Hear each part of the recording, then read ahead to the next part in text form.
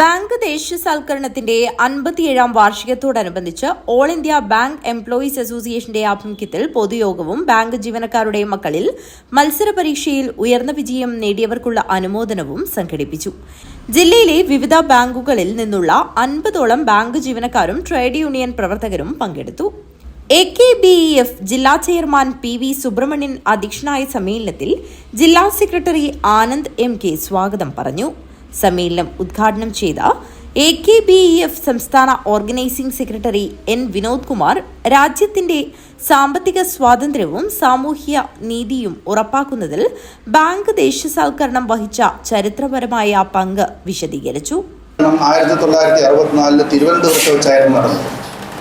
ആ തിരുവനന്തപുരം വെച്ച് നടന്ന മീറ്റിംഗിൽ രണ്ട് പ്രധാന തീരുമാനങ്ങൾ, നമ്മുടെ പ്രമേയങ്ങളായിരുന്നു നമ്മൾ അവതരിപ്പിച്ചത്. നമ്മുടെ മീറ്റിംഗിന്റെ ഉദ്ദേശ ലക്ഷ്യങ്ങളായി ഗവൺമെന്റിന് മുമ്പിൽ അതിൽ ഏറ്റവും പ്രധാനം എന്ന് പറയുന്നത് ഇന്ന് ഇന്ത്യയിലെ സ്വകാര്യ മേഖലയിലുള്ള ബാങ്കുകളെ നാഷണലൈസ് ചെയ്യുക എന്നുള്ളതായിരുന്നു.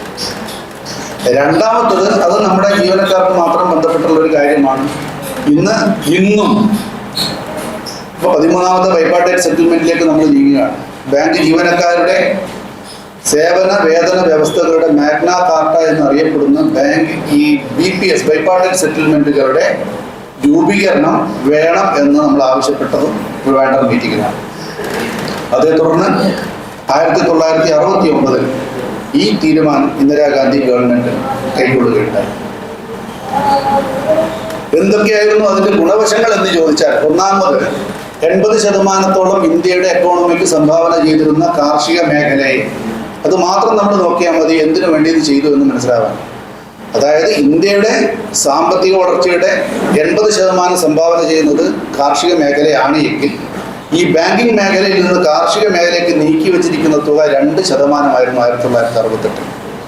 ഗ്രാമീണ പൊതുമേഖലാ ബാങ്കുകൾ നൽകിയ സംഭാവനകൾ അദ്ദേഹം എടുത്തു പറയുകയും പൊതുമേഖലാ ബാങ്കുകളെ സംരക്ഷിക്കുന്നതിന് രാജ്യത്തിന്റെ വികസന പാത സംരക്ഷിക്കുന്നതിന് തുല്യമാണെന്നും അഭിപ്രായപ്പെട്ടു.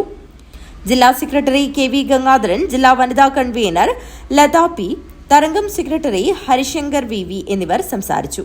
ലക്ഷ്മി K ദേശസാൽക്കരണത്തെയും ഇന്ദിരാഗാന്ധിയെക്കുറിച്ചുള്ള കവിത ആലപിച്ചു. Kanhangad town committee chairperson Babitha OV നന്ദി രേഖപ്പെടുത്തി സംസാരിച്ചു. News bureau, Kanhangad.